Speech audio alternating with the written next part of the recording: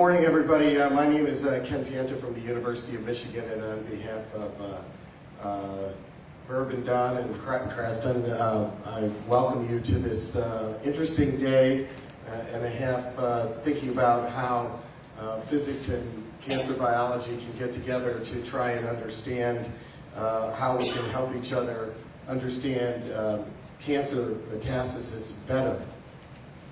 I wanted to take 5 minutes this morning to really set the stage for what metastasis is. I think we're going to see some amazing presentations this morning from Don and Lance and Don Ingber, and I think they're going to really set a big, broad overview. And then I know that there are several one-slide talks that are really put into perspective specific issues where we think physics could really help us poor cancer biologists out. But ever since the 1890s, when Stephen Paget, who is one of the most famous cancer biologists of all the time, he came up with the seed and soil hypothesis of metastasis. And the idea is that the cancer cell seed had unique properties that allowed it to survive, to leave the organ that it was in, survive the circulation, and land somewhere else in a special soil that was fertile to that specific cancer. So every cancer cell and every cancer type has a pretty unique pattern of metastasis. So lung cancer metastasizes differently than breast cancer and different than prostate cancer. And specifically in prostate cancer, we've been putting forth along the lines of the seed and soil hypothesis.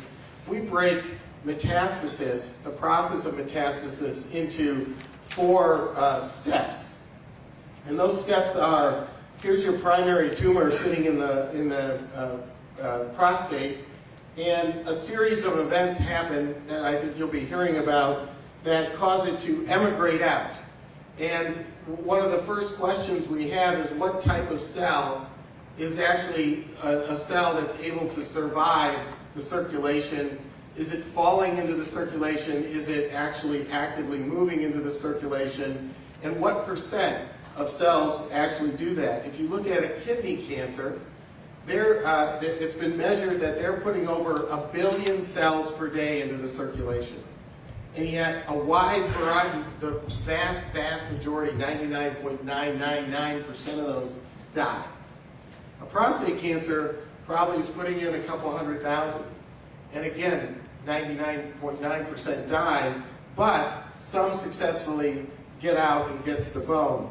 So when we're moving through the bloodstream, which is a fascinating topic that I think we're going to spend significant time today, you know, you have to survive going through the heart, you have to survive this turbulent flow, and that's the migration phase. So you've turned into a migrant. The cells hit various organs. And clearly, prostate cancer rarely goes to, for example, lung. Once in a while it goes there. Once in a while it goes to kidney. Lots of places with good blood flow. But where prostate cancer goes 100% of the time and immigrates in is the bone. So it always gets to the bone 100% of the time. It's like the Irish leaving the potato famine going to Boston. They loved it. They didn't go to Africa, they went to Boston, right? So once they immigrate in, they naturalize. They take over. So when we think of naturalization, we think of the cancer cells actually creating their own ecosystem in that bone. And we can spend some time talking about that throughout this day. So we have a 4-step process of getting from primary organ, emigration, migration, immigration, naturalization, each which take unique properties. Well, that's all well and good in theory, and I think it sets the stage. But I think it's always good to look at the enemy. Yesterday morning, I started my morning at 4 a.m. by autopsying a guy who had just died of prostate cancer. And his disease looked a lot like this. you need to understand what these cancer cells are doing to their target organs. So prostate cancer likes to go to bone. This is normal marrow of the backbone of vertebral body.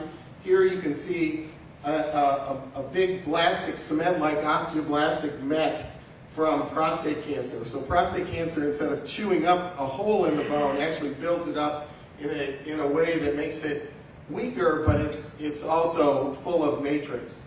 Here's a rib that's just been blown up by a prostate cancer metastasis. Here's obviously a hip socket, a femur, and you can see the osteoblastic metastasis. And then here was actually a lytic one that sort of fell out.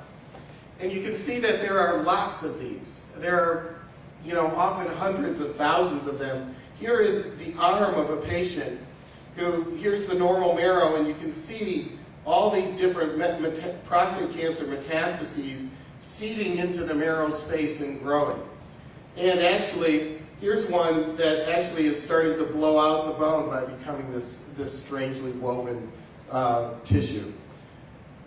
So keep those pictures in mind. It's always easy to look at it in theory, but we want to know what this is doing to people, and we would like to know how to stop it and treat it. So on that, I'm not going to take questions. I'm going to just turn this over to Don Coffey from Hop.